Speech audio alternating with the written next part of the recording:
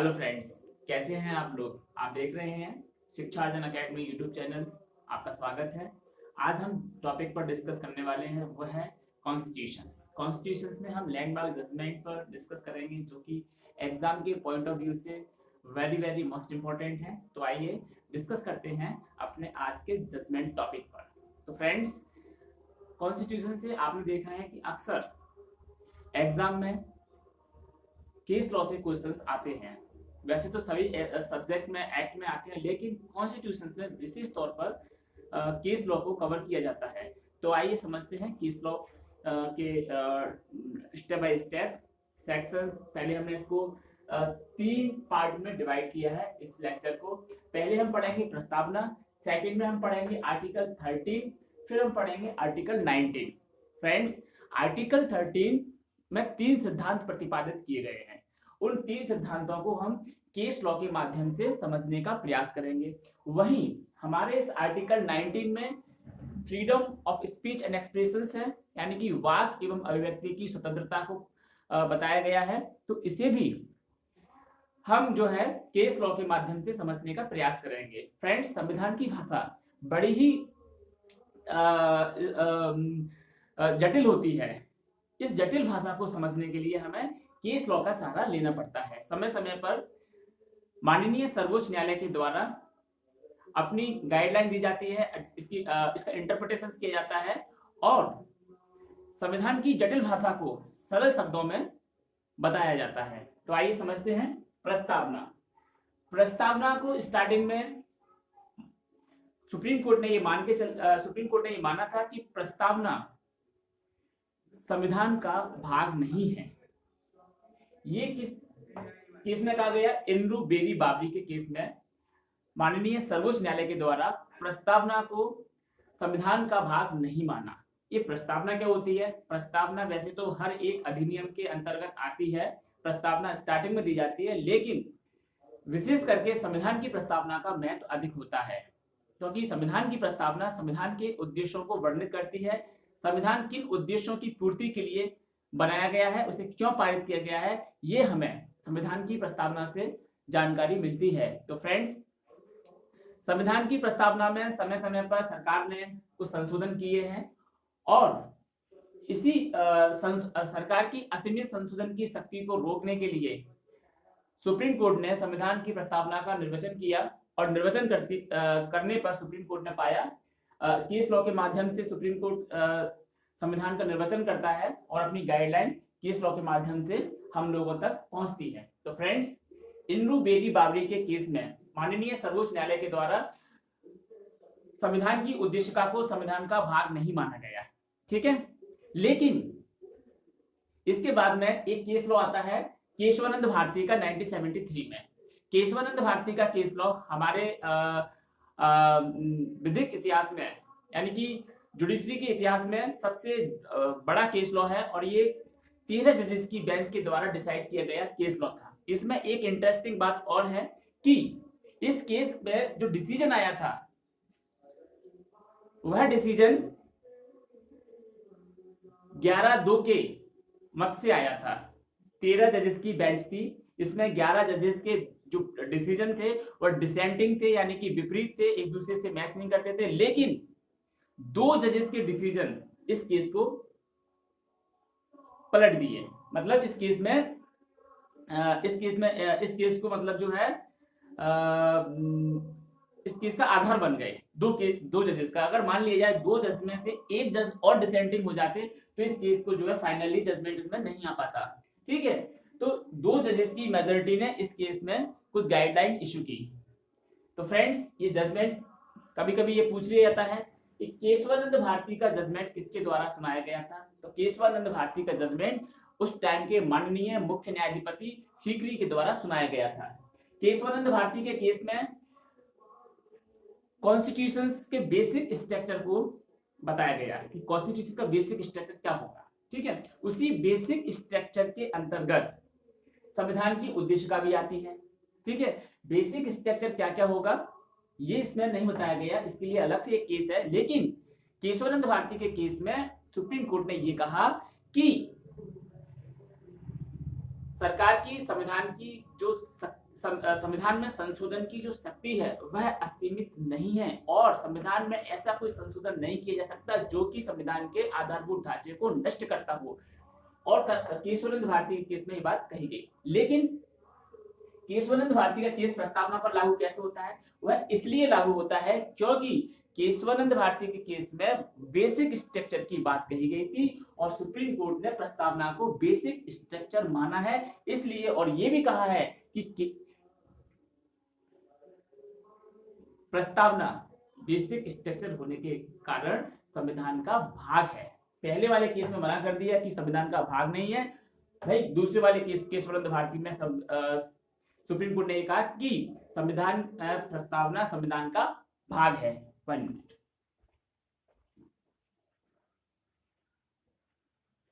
संविधान का भाग है, ठीक है। तो फ्रेंड्स, संविधान की उद्देशिका में भी संशोधन किया जा सकता है, लेकिन संविधान की उद्देशिका के उस भाग में संशोधन नहीं किया जाएगा जो कि बेसिक स्ट्रक्चर से संबंधित भाग है। इसके बाद आते हैं हम अपने नेक्स्ट टॉपिक यानी कि आर्टिकल 13 पर। आर्टिकल 13 में एक सिद्धांत दिया गया है आच्छादन। 3 सिद्धांत दिए गए हैं: आच्छादन का सिद्धांत, पृथक्करणीयता का सिद्धांत और अधित्याग का सिद्धांत। आर्टिकल 13 मूल अधिकार, विशेष तौर पर संविधान के भाग 3 के अंतर्गत आने वाले मूल अधिकारों के संदर्भ में विधि की व्याख्या करती है, ठीक है। इसको पार्ट 3 के संदर्भ में हम पढ़ते हैं। तो पार्ट 3 में ये बताया गया है आर्टिकल 13 के अंतर्गत कि संविधान ऐसी विधानमंडल ऐसी कोई विधि पारित नहीं करेगा जो मूल अधिकारों को छीनती है या न्यून करती है, ठीक है। या फिर संविधान से पूर्व यदि कोई विधि लागू है भारत में और वह मूल अधिकारों से असंगत है या मूल अधिकारों को छीनती है या उन्हें अन्यून करती है, तो ऐसी विधि भी उस मात्रा तक शून्य होगी, ठीक है। इसमें विधि की परिभाषा नहीं दी रखी है आर्टिकल 13 में, लेकिन ये रिस्ट्रिक्शंस लगाए गए हैं सरकार के ऊपर, विधानमंडल के ऊपर। तो फ्रेंड्स, इसमें हम पढ़ेंगे आच्छादन का सिद्धांत, पृथक्करणीयता का सिद्धांत और अधित्याग का सिद्धांत। ये पेपर के लिए बहुत ही इंपॉर्टेंट सिद्धांत हैं। तो फ्रेंड्स, पहले हम पढ़ते हैं आच्छादन का सिद्धांत।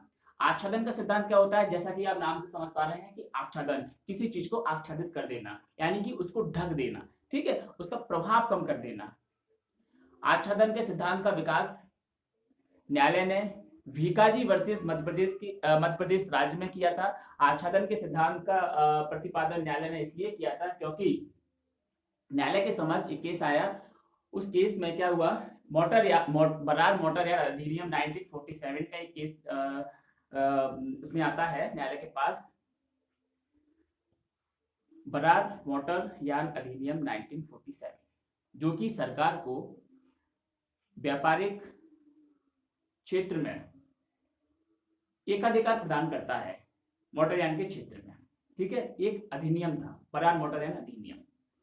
लेकिन जैसे ही 1947 का अधिनियम था, 1950 में कॉन्स्टिट्यूशन पास होने के कारण ये जो बरार अधिनियम था, मोटरयान अधिनियम बरार, ये जो है आच्छादित हो गया, ठीक है। आच्छादित कैसे होता है कि कोई भी संविधान के पूर्व की ऐसी विधि जो कि संविधान में मूल अधिकारों को छीनती है, मूल अधिकारों का अतिक्रमण करती है, वह आच्छादित हो जाती है, डिलीट नहीं होती है और ना ही रिपील होती है, ये आच्छादित रहती है। लेकिन यदि बाद में विधानमंडल अपनी विधायी शक्ति का प्रयोग करते हुए उस विधि को लागू कर सकता है, ठीक है। आच्छादन के सिद्धांत के अंतर्गत हम पढ़ रहे हैं मोटरयान अधिनियम 1947 का केस लॉ। इसमें क्या हुआ था, एक अधिकार सरकार को प्रदान किया गया था, लेकिन संविधान के पारित होने के बाद में आर्टिकल 19 ये गारंटी देता है कि सभी व्यक्तियों को कोई भी वृत्ति, उपजीविका या व्यापार करने का अधिकार होगा, ठीक है। लेकिन इस अधिनियम के अंतर्गत सरकार को मोटरयान अधिनियम बरार मोटरयान अधिनियम बरार मोटरयान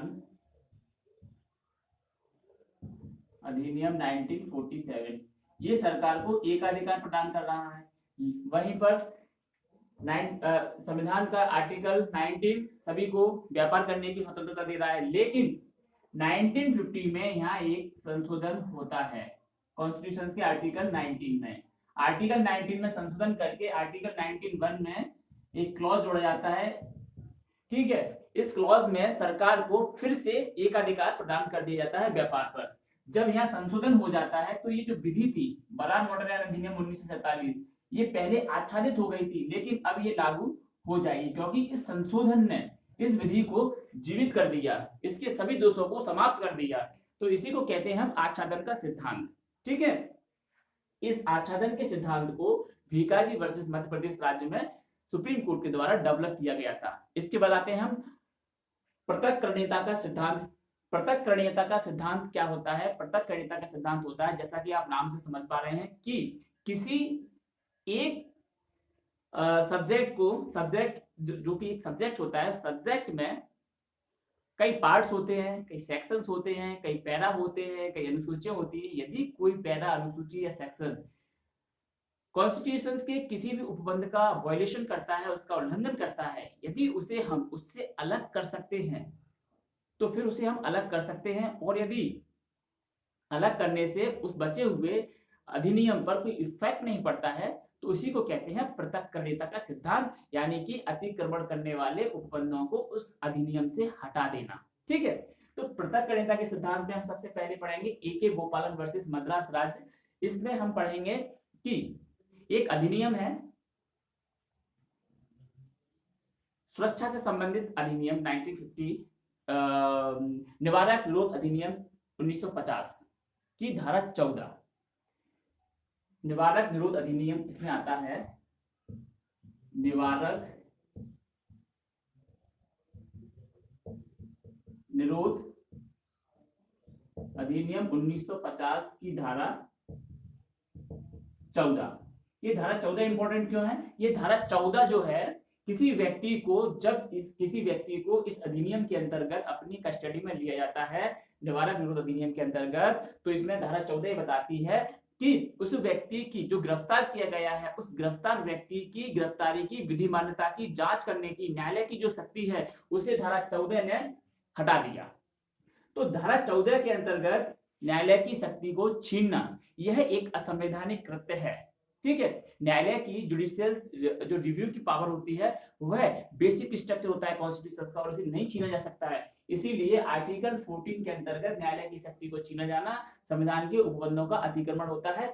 तब न्यायालय ने 1950 को लागू करते हुए धारा 14 को स्पेशल तौर पर जो है विशिष्ट अनकॉन्स्टिट्यूशनल, असंवैधानिक डिसाइड किया।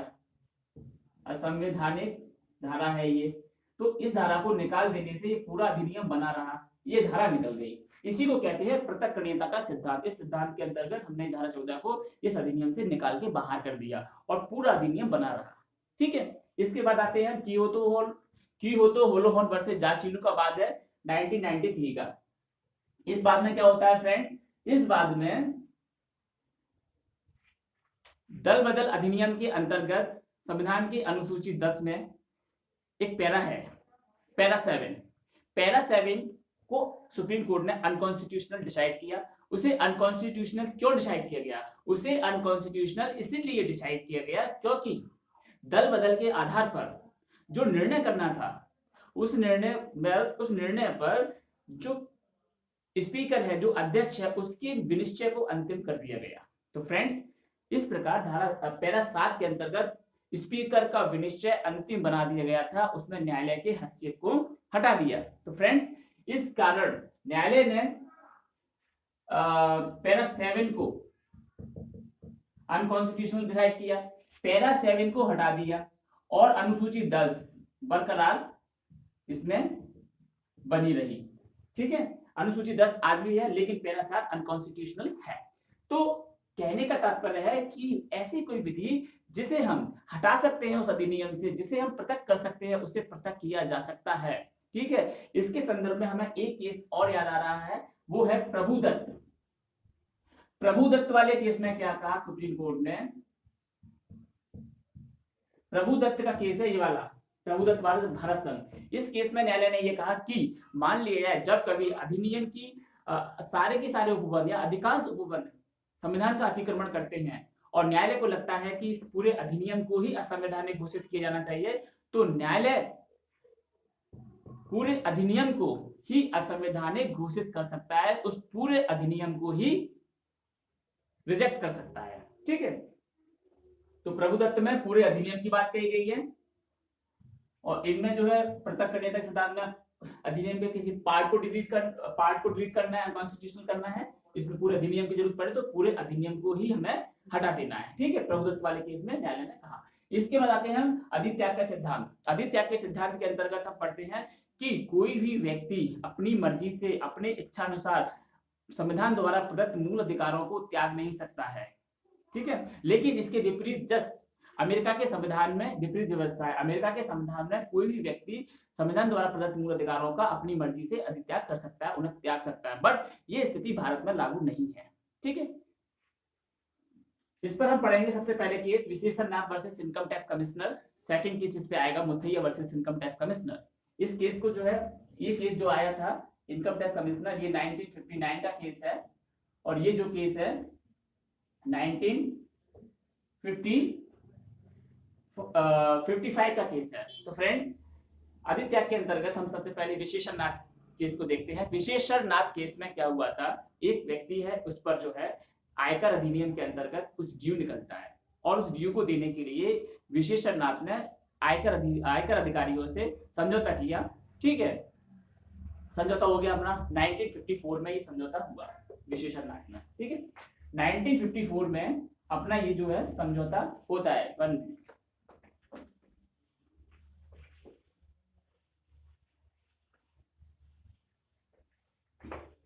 1954 में विशेषण नाथ और इनकम टैक्स कमिश्नर के बीच में एक समझौता होता है। उस समझौते के अनुसार विशेषण नाथ को 3 लाख रुपए इनको देने हैं, इनकम टैक्स कमिश्नर को। ठीक है, इनकम टैक्स कमिश्नर आयोग को 3 लाख रुपए इनको देने हैं विशेषण नाथ को।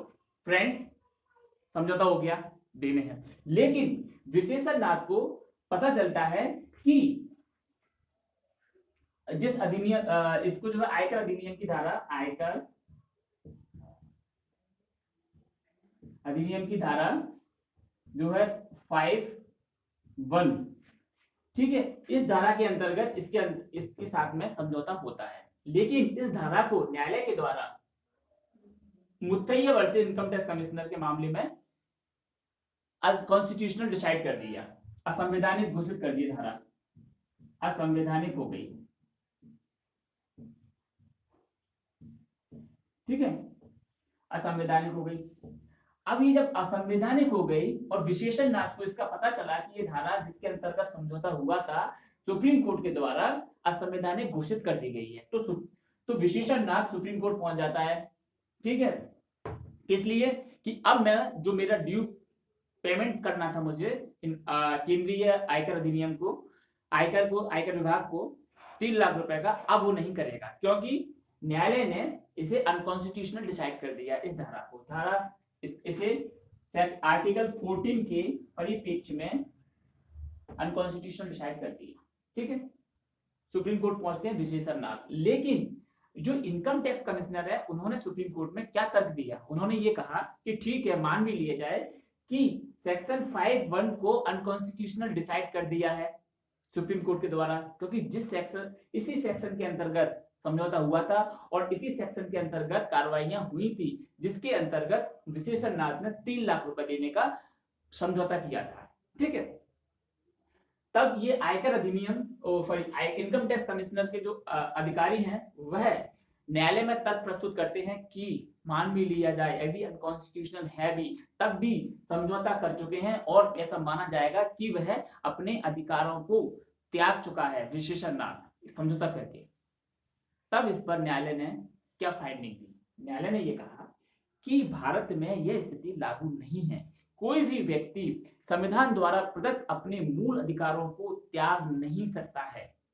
ठीक है, अपनी मर्जी से संविधान द्वारा प्रदत्त मूल अधिकारों का त्याग नहीं कर सकता है, इसलिए उनके इस तर्क को सुप्रीम कोर्ट ने डिसमिस कर दिया, डिनाई कर दिया। ठीक है, तो फ्रेंड्स इसमें निकल के क्या था सिद्धांत कि अधित्याग का सिद्धांत के अंतर्गत कोई भी व्यक्ति अपनी मर्जी से अपने मूल अधिकारों को त्याग नहीं सकता है, लेकिन अमेरिका में त्याग सकता है। ठीक है, तो विशेषणनाथ इनकम टैक्स कमिश्नर 1955 का केस है, इसमें समझौता होता है। इस केस में Muttiah versus income tax commissioner 1955 में इस सेक्शन को अनकॉन्स्टिट्यूशनल डिसाइड किया जाता है। ठीक है, आई होप कि आपको ये समझ में आया होगा। इसके बाद हम आते हैं अपने नेक्स्ट टॉपिक आर्टिकल 19 पर। Article 19 is a very very most important article है और इसकी जो केस लॉ है ये तो और भी ज्यादा इंपॉर्टेंट है फ्रेंड्स। इसमें हम पढ़ेंगे आर्टिकल 19 क्या करता है। आर्टिकल 19 सभी को freedom of speech and expression यानी कि वाक एवं अभिव्यक्ति की स्वतंत्रता की आजादी देता है। ये वाक एवं अभिव्यक्ति की स्वतंत्रता की आजादी बड़े ही गूढ़ अर्थों वाली है। ठीक है, इसमें 6 प्रकार की आजादी हमको मिली हुई है, यानी कि वाक एवं अभिव्यक्ति की आजादी, निरायोग सम्मेलन करने की आजादी, संगम या संघ बनाने की आजादी, भारत में भ्रमण करने की आजादी, भारत के किसी भी भाग में बस जाने की आजादी, कोई भी व्यापार या जीविका करने की आजादी। इस प्रकार की कुछ आजादियां हमें आर्टिकल 19 के द्वारा प्रोवाइड की गई हैं। तो फ्रेंड्स आर्टिकल 19 में वाक एवं अभिव्यक्ति के अंतर्गत न्यायालय सरकार क्या करती है, अपने कभी कभी पॉलिटिकल इश्यू के कारण अपने इंटरेस्ट के लिए, सरकार स्वयं अपने इंटरेस्ट के लिए लोगों को दबाने के लिए या फिर लोगों पर अपना प्रेशर बनाने के लिए लोग सरकार की आलोचना न कर पाए, इसलिए सरकार ने समय समय पर क्या किया है, आर्टिकल 19 पर एब्सोल्यूट रिस्ट्रिक्शंस लगाए हैं, अपने मनमाने तरीके से रिस्ट्रिक्शंस लगाए हैं। वहीं पर एक केस आता है हमारा रोमेश थापर वर्सेस मद्रास राज्य 1950 का केस है। रोमेश थापर के केस में न्यायालय ने ये फाइंडिंग दी है, ये निर्वचन करते हुए कहा है कि सरकार लोकहित एक व्यापक शब्द है, लोकहित का सहारा लेकर के किसी भी व्यक्ति की वाक एवं अभिव्यक्ति पर इतना एब्सोल्यूट रिस्ट्रिक्शंस नहीं लगा सकती है, यानी कि मनमाने तरीके से उस पर प्रतिबंध नहीं लगा सकती है। तो फिर प्रतिबंध कैसे लगाया जाएगा, मान लिया जाए सरकार को यदि प्रतीत होता है कि ऐसी कोई अभिव्यक्ति की आजादी के अंतर्गत ऐसी कोई स्पीच है जो कि देश के लिए वास्तविक रूप से संकट पैदा कर सकती है, तो रीजनेबल ग्राउंड के आधार पर सरकार विधान बना करके व्यक्तियों की वाक एवं अभिव्यक्ति की स्वतंत्रता पर रीजनेबल रिस्ट्रिक्शंस लगा सकती है, बट एब्सोल्यूट रिस्ट्रिक्शंस नहीं लगा सकती। ठीक है, रोमेश थापर के केस में इसी को डिसाइड किया गया, रीजनेबल रिस्ट्रिक्शंस लगाए जा सकते हैं बट एब्सोल्यूट रिस्ट्रिक्शंस नहीं लगाए जा सकते हैं। इसके बाद आते हैं विजोई इमैनुअल का केस है। विजोई इमैनुअल के केस में क्या होता है फ्रेंड्स, विजय इमैनुअल वर्सेस केरल राज्य का केस, ये बहुत फेमस केस है कि वाक एवं अभिव्यक्ति की स्वतंत्रता के अंतर्गत किसी व्यक्ति को बोलने की आजादी है लेकिन उसी के अंतर्गत चुप रहने की भी आजादी है। मान लिया जाए जब कहीं विजय इमैनुअल में न्यायालय ने यह बताया कि यदि कोई व्यक्ति राष्ट्रगान नहीं गाना चाहता है और वह चुप रहता है तो उसे राष्ट्रगान गाने के लिए बाध्य नहीं किया जा सकता, ऐसा सुप्रीम कोर्ट ने विजय इमैनुअल वर्सेस केरल राज्य में बताया है, वर्सेस केरल। ठीक है, मतलब फ्रीडम तो है लेकिन उसके साथ में चुप रहने का भी अधिकार है। नवीन जिंदल का केस आता है। नवीन जिंदल का केस आपको पता होगा कि बहुत ही चर्चित केस है। इस केस में क्या हुआ था फ्रेंड्स, इस केस में झंडा जो फहराया जाता है अपने घर पर, किसी व्यक्ति के द्वारा जो झंडा फहराया जाता है, उस केस को इसमें डिसाइड किया गया था। नवीन जिंदल में बताया गया, सुप्रीम कोर्ट ने ये कहा कि वाक एवं अभिव्यक्ति की स्वतंत्रता के अंतर्गत एक्सप्रेशन भी आते हैं, जरूरी नहीं है कि बोल करके ही अपने उसको एक्सप्रेशंस को बताया जाए, संकेतों के माध्यम से भी अपने एक्सप्रेशंस को बताया जा सकता है। जैसे कि इस केस में बताया गया कि यदि किसी व्यक्ति के द्वारा अपने घर पर, अपने मकान पर तिरंगा झंडा फहराया जाता है तो यह उसके देश के प्रति आदर और सम्मान की भावना को प्रदर्शित करता है और ये वाक एवं अभिव्यक्ति की स्वतंत्रता के अंतर्गत संरक्षित है। और कोई भी व्यक्ति नेशनल फ्लैग कोड के नियमों के अंतर्गत अपने मकान पर, अपने कारखाने पर, अपने निजी संपत्ति पर कहीं पर भी तिरंगा झंडा फहरा सकता है, बट उसके लिए उसको नेशनल फ्लैग कोड के नियमों का पालन करना होगा। नवीन जिंदल वर्सेस भारत संघ के केस में सुप्रीम कोर्ट ने ये डिसाइड किया। इसके बाद आते हैं हम साकल पेपर वर्सेस भारत संघ। साकल पेपर वर्सेस भारत संघ में न्यायालय ने यह कहा कि वाक एवं अभिव्यक्ति की स्वतंत्रता के अंतर्गत प्रेस की स्वतंत्रता भी सम्मिलित है। क्योंकि प्रेस एक ऐसा माध्यम होता है जो लोगों के एक्सप्रेशंस को आगे पहुंचाने का काम करता है, ठीक है। तो सागर पेपर्स में न्यायालय ने कहा कि freedom of speech and expression के अंतर्गत प्रेस की स्वतंत्रता भी शामिल है। इसके बाद आते हैं हम प्रभुदत्त वर्सेस भारत संघ।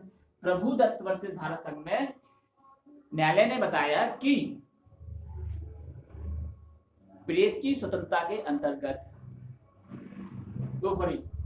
अभिव्यक्ति की स्वतंत्रता के अंतर्गत प्रेस की स्वतंत्रता है, वहीं पर प्रेस को यह अधिकार भी है, जानने का अधिकार। यदि कोई व्यक्ति प्रेस को कुछ बताना चाहता है, मीडिया को कुछ बताना चाहता है, तो मीडिया का यह राइट बन जाता है कि वह उससे उसको जान ले, ठीक है। इस पर ये केस है हमारा, इससे संबंधित एक केस है रिलेटेड, हम इसको इससे रिलेटेड कर सकते हैं। ओटो शंकर का मामला आपको याद आ रहा होगा। ओटो शंकर एक बहुत बड़ा क्रिमिनल था और वह जेल में बंद था। उसने अपनी जीवनी लिखी।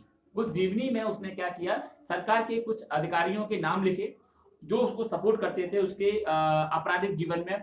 कुछ पुलिस वालों के नाम उसने अपनी जीवनी में लिखे, लेकिन उस जीवनी को सरकार ने प्रकाशित नहीं होने दिया, ठीक है। क्यों? मानहानि के डर के कारण। क्योंकि अभी जो है सरकार के कुछ आला अफसर पुलिस वाले उनका नाम उसमें आ रहा था, इसलिए सरकार ने उसे प्रकाशित होने से रोक लिया। वहीं पर प्रभुदत्त वाले केस में न्यायालय ने यह कहा है कि यदि कोई व्यक्ति मीडिया को कुछ बताना चाहता है तो मीडिया उसे जानने का अधिकार रखती है। ऐसे ही ओटो शंकर वाले केस में मीडिया को या किसी को भी जो ओटो शंकर आपराधिक प्रवृत्ति का इंसान था उससे किसी को मिलने नहीं दिया, उसके कोई भी एक्सप्रेशन शेयर नहीं होने दिए, तो फ्रेंड उसको वहीं पर दबा दिया गया। ये ओटो शंकर का मामला है, इसे हम बाद में कभी किसी और लेक्चर में कवर करेंगे। फिलहाल हमारा आज का टॉपिक इतना ही है। इसमें हमने आज जाना सुप्रीम कोर्ट के द्वारा बहुत ही महत्वपूर्ण जजमेंट को हमने कवर किया है, जिसमें सुप्रीम कोर्ट ने अपनी बहुत अच्छी फाइंडिंग दी है और संविधान के उपबंधों का बहुत अच्छा निर्वचन किया है। और फ्रेंड्स, उम्मीद करता हूं कि आपको इस लेक्चर के माध्यम से और हमारे जजमेंटों के माध्यम से आपको काफी हेल्प मिलेगी। और फ्रेंड्स, आपके लिए एक और जरूरी सूचना कि 16 नवंबर 2020 को अभी हाल ही में मध्य प्रदेश पीएससी के द्वारा एक नोटिफिकेशन, एक सूचना दी गई है और ये बताया गया है कि बहुत जल्दी ही Madhya Pradesh PSC MP ADPO की वैकेंसियां निकालने जा रही है, लेकिन उसकी तारीख अभी डिसाइड नहीं है। संभावित तारीख जो है बताई गई है, ठीक है। 16/11/2020 अभी 4 दिन पहले का नोटिफिकेशन है। आप जाकर के एमपी पीएससी की वेबसाइट पर से चेक कर सकते हैं। तो फ्रेंड्स, आप जो है एमपी एडीपीओ की तैयारी स्टार्ट कर दीजिए और हमारे साथ बने रहिए। हम प्रयास करेंगे कि आपको जो है एमपी एडीपीओ की सिलेबस की तैयारी करवा सकें। आज का लेक्चर यदि आपको अच्छा लगा है तो प्लीज इसे लाइक करें, शेयर करें,